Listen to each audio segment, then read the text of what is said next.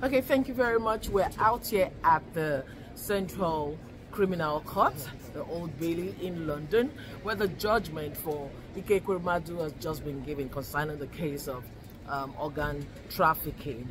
And it's the time we've all been waiting for, and finally it is out. They Ekweremadu, the wife, and Dr. Beta, they got custodian sentence, and they are meant to serve half the sentence, as it were. Ekweremadu got 9 years and 8 months. The wife got 4 years and 6 months, and of course, the doctor will be getting 10 years and 6 months. That's the son. That's the son. Yeah. Okay, Ekwerimadu's son. Oh yes, that's it. Okay, so let us do this. What's your name, sir? My name is Emmanuel. Okay, Emmanuel, you've been inside. You saw Ekweremadu.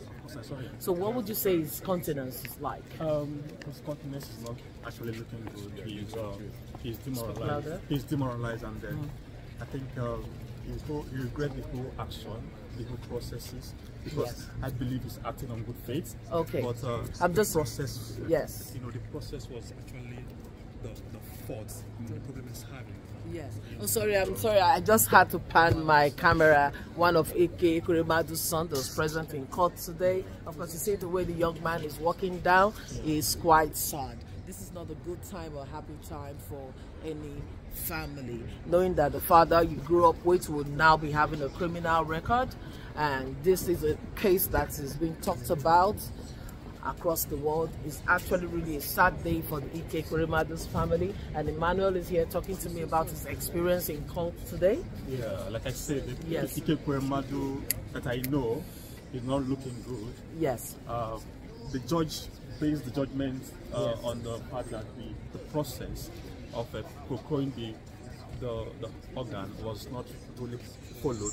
Because first of all, the person in question is not related to Ekwerimadu's family. Yes. And secondly, even if they say he consented, yes, the judge believed that the person involved is not properly informed of the implication of becoming an organ donor. And again, he considered the fact that he's coming from a very proper ground. Yes. And then he considered that as an exploitation, and then modern Can I have slavery. you come closer? Yes. And the modern day slavery. Yes. And based on that technicalities, even considering the fact that Ekweremadu is a man of high repute, going by his involvement in Nigerian democracy over the years, having been a deputy president and speaker of the House Parliament, and about 51 endorsement and his character assessment, people say that he's of a good character. The judge did not look at that and still giving a kind of sentence of about 9 years and 8 months. So to me, Ekweremadu acted only like a father who acts when he see a child die. Nobody will fold his hand and see a child die and do nothing about it. And again, the doctor who processed Dr. Obeta, who was also a victim of kidney transplant himself, gave him the assurance that this is the procedure, and he believed, and then played along. Would you say he was fooled? He was the impression given that he was fooled, or maybe he acted within limited knowledge? Yeah, if you ask me, I would say that he overtrusted those people, because the source is coming from his brother, who is a medical doctor, and who also is directly involved with someone who has passed the same process. So there is no need for you to doubt your own brother, and then doubt somebody who has also undergone the same process in the UK. So he believed, and he was acting in good faith, that this person knows the procedure, having gone through the same process by himself. So Ekweremadu, I know, cannot ordinarily or willingly, participate in such illegal activity to harvest an organ. And believe me, we are all Nigerians. This young man knows very well that he was going in to donate this organ. And because the doctors rejected having assessed him in the Royal Free Hospital, rejected for him to donate, having considered so many other medical terminology which I'm not very conversant with, deemed him fit or ineligible to control the process. So he now decided not to go back on the method because he wants to stay back in the UK for greener pastures. And I also understood that the other person who acted on his behalf, Dr. Obeta did not give him all the proceeds that he was supposed to receive. So you can see how the whole matter is actually. In fact, Ekweremadu was. So are you saying that because we've been told that the Ekweremadu gave the lawyer several millions of naira, so you think if he had given the boy enough, we would not be having this case I'm today? from Enugu State, and knowing fully well the capacity of the crowd that Ekweremadu controls, the fans he has. If he had said that I need a donor today, you will see more than 50 people coming out. So, but why did Ekweremadu not speak to a family member? He's got his children's got cousins, he's got nephews. You know, why did he not seek it from within his family? Exactly. You should understand this fact now, that the person who brought the donor is coming from a brother who is a medical doctor. So Ekweremadu has actually discussed with the family, because he compared with his brother who is a doctor, who said, don't worry, I can handle it. I know someone who has gone through the same procedure. Your doctor is in UK. I can help him. I can help her. Do you understand what I'm saying? So you can't blame anybody in this. Okay, but there's something else. There's something else. Yeah. I would like to point out quickly is this: you're actually not happy about the judgment. You're clearly disturbed about this. Yeah, I'm disturbed because number one, it's not easy to build, but it's so easy to destroy. I believe that this young man who wants to stay back in the UK doesn't know what he's causing to this man and his family. You know, a career that you have built for over the years, and then someone destroyed it overnight and convicted you, put you in the prison, put your family in trauma. I believe he doesn't know, just because he wants to stay back in the UK. As a matter of fact, what is happening in the UK? Like, what is the benefit? What are we doing in the UK? Okay, UK is not better than Nigeria. I know that the only thing about Nigeria is that the system, the leadership is very bad. But if our leaders are doing the right thing, we will be coming to UK to come and do nasty jobs that we can do in Nigeria. Let me just quickly say this. Ekweremadu, who is the president of Ohaneze Indigo, UK and Ireland, she's also present here, and they do have a representative in the courtroom today. She said to me that today is a sad day for Indigo worldwide. Would you agree with that statement? I will agree with that, because Iko Indigo has always stand firm to defend the Igbo. I mean, he has been fighting the cause of Igbo. Let's talk about the attack in Germany and all that, but he has been a rallying point, you know, a focal point. At a point, he became the leader of the spokesman for the Igbo cause in Nigeria. We all know that Igbos are marginalized. You understand? In Nigeria, we don't want to be part of Nigeria. We are suffering. You can't force us to be part of a system, and we cannot lead the system. I am not happy to be a Nigerian because my people are marginalized. If I have the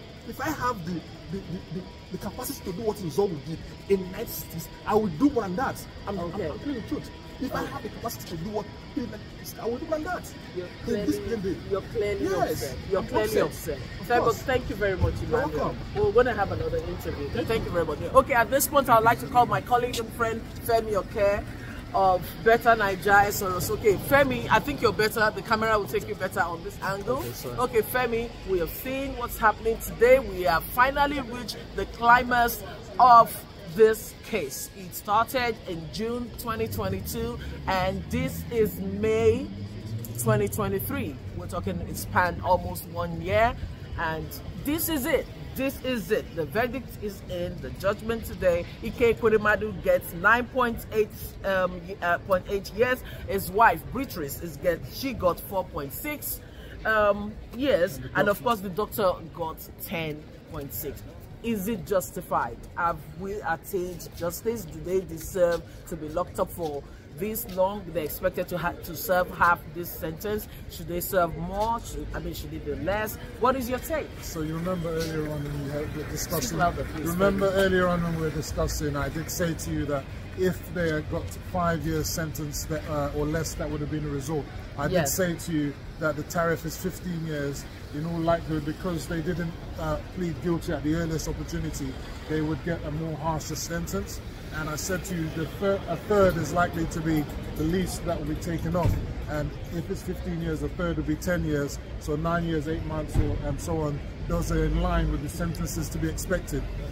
I disagree with your last interviewer who says it's a bad day for Indigo because he's only thinking about the thoughts and the processes of the Ekweremadus. Yes. You have to think about the victim in this case, which is not just their daughter, but also the defendant, David. Yes. Is his name David? Yeah. David Oko. Oko. You know, his life is important, and so this is part of the whole thing, and it is an offence that he's been found guilty of. This is not like it's not an offence; it's an offence. Yes. So it's a sad day, of course, for Nigerians. It's a sad day for all concerned, but it's also a good day for justice because justice has been served, and it just shows that no one in the UK is above the law. We should also say in Nigeria, no one should be seen to be above the law, no matter what the crime is, whatever the offence is. If you've been found guilty and found wanting, you should face the courts of justice, and the justice should be non-disparaging in the way they perform, and you face the consequences for your actions. Okay, for all of this, you've actually said it, there's something for us to learn. But largely, what should Nigerian politicians take out of this, largely? Well, the thing is that they should not act with impunity. In Nigeria, you can act with impunity, where it's almost as if the politicians have the judges in their pocket, and they can be sort of escape the law, as it were. If you see people look at this case, this started last year, and we have the result already now, okay. and he's been sentenced. In Nigeria, you have cases of our politicians that go on for years. You know, some of them 5, 6, 7 years, and we still haven't got past the preliminary stage. Keeps on getting adjourned. In fact, most politicians hardly ever get found guilty in Nigeria. So this is a good case that shows that politicians are not above the law and shouldn't be above the law even in Nigeria. The Criminal Justice Act in Nigeria needs to be enforced, and where there's criminality, justice should be dispensed with speedily. Femi, you know, a lot of people are of different school of thoughts on this matter, you know. So you are saying that the Ekweremadus deserve this. Some other person will say Ekweremadu himself happens to be a victim because he doesn't know. He's busy with state affairs. He consulted a family member who says this could be done, and then all he had to do was to pay.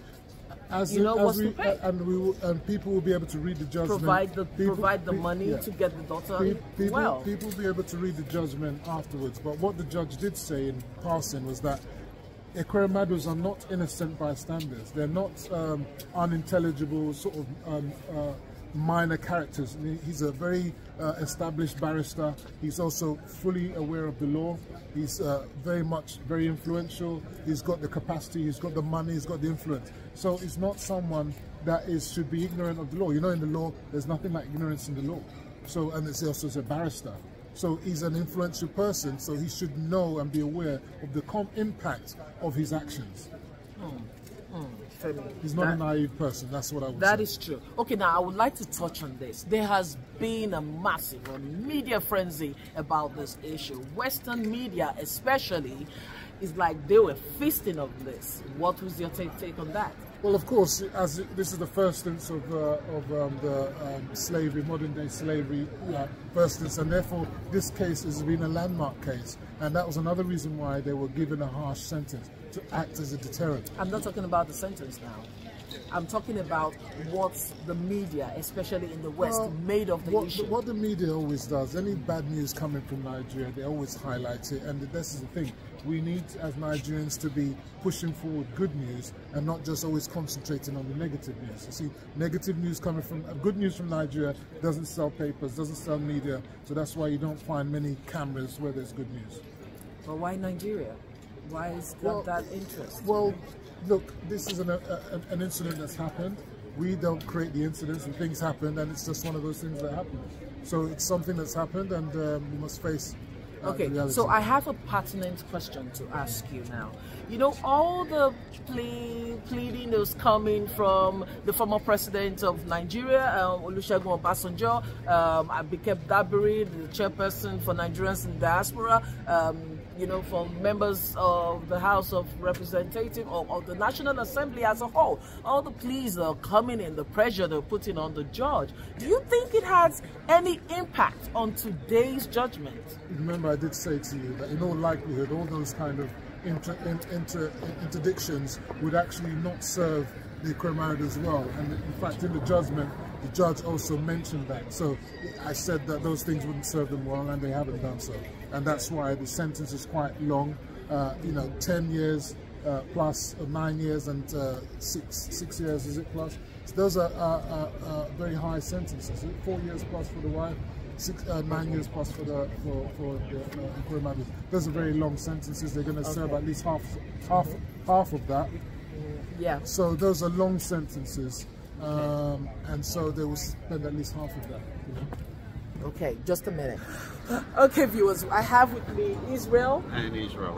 Israel. Okay, a practicing lawyer in Nigeria, or from Nigeria. You flew in all the way from Nigeria to the UK for this case? Not for this case. Okay. I came for a conference, and I decided to come here today at the Old Bailey for the sentencing. So you tell me your take on all of this. Well, it simply means that in this country, the law works. The separation of powers, you have the judiciary with their independence, and then you have the legislature and the executive. Quite unlike my country, where we don't have those clear lines, actually. So I think that's what I can say today. That a man of this status probably would not have gone through all this in Nigeria, unfortunately. But that's the truth. So in your opinion, Israel, do you think it was good that the justice has been seen to be served, and do you think that the sentence is appropriate in this case?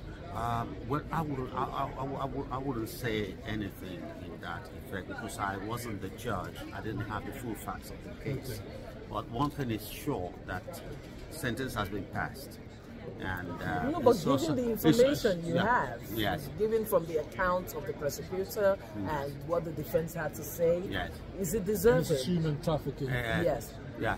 Well, he also denied it. You understand? He was found guilty. He's found guilty, and all that. And if, normally, he should apply. He should appeal to this.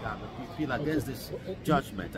You think he should appeal? He should appeal. But you know that in the UK, when you appeal, there's every likelihood that their sentence could be increased.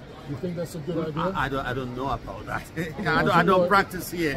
I don't practice here. I'm sure there's always that ambit that if you appeal, are you appealing the judgment you or can appealing the sentence?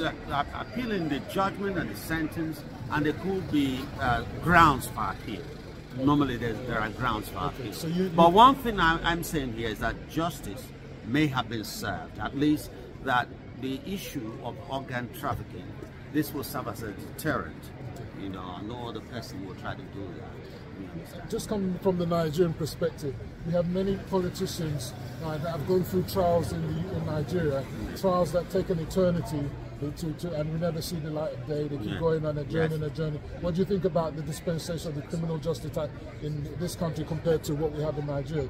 This case happened last year, and already we have judgment and sentencing within like a year. What do you say? Would that have happened in Nigeria? No, that's what I'm saying, actually, that now the judiciary here is independent.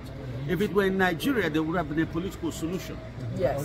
There would have been interventions and interdictions. It wouldn't even come into light. It wouldn't come to this level. That's what we're saying. That's what we're saying. That's a matter of fact. So it's a good thing that there's been any political interference in this judgment. That's true. That's true. But I also believe that in law, it is allowed that a situation of this case, enforcement of the judgment could be done in the person's country. He could be allowed to serve this sentence in Nigeria. Okay, so that could well be a possibility, but that will be on the basis. I think there's already a scheme where Nigerians are allowed to be taken back to Nigeria. Not for a high profile case of this nature. No, I don't think that's and I also think that what also escalated this case was the person involved. Of course, the deputy. High-profile individual. This is Senate President for 2 terms under David Mark and 1 term under Saraki. Are you getting it? That is massive. Massive. And he's a barrister. And he's also a barrister as well. He's a barrister. So he's not someone who's unlearned. For him, I think if you ask me, away from all of this technicalities, I feel this is still like a dream for the senator, for Ekweremadu. Like, how did this happen? How did I find myself in such a situation? That's a very good thing. But one thing we must say is this. I'm saying this pointedly. Our politicians should wake up. Absolutely. Yes. We shouldn't have renal issues of this matter, treating of malaria and some other cases being brought overseas.